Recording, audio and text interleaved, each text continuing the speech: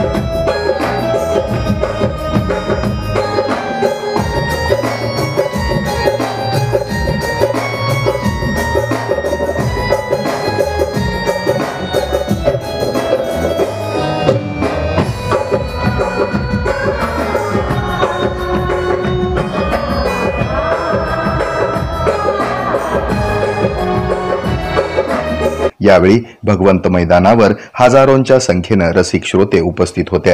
निरनिराळ्या क्षेत्रातील मान्यवरांनी देखील या श्री भगवंत संगीत महोत्सवाला उपस्थिती लावली होती। अनेक दिग्गज कलाकारांच्या या कला सादरीकरणाने रसिकांची मन जिंकत दाद मिळवली। हे आहे मेट्रोकास्ट केबल नेटवर्क आणि आपण पाहत आहात द न्यूज प्लस बरच काही।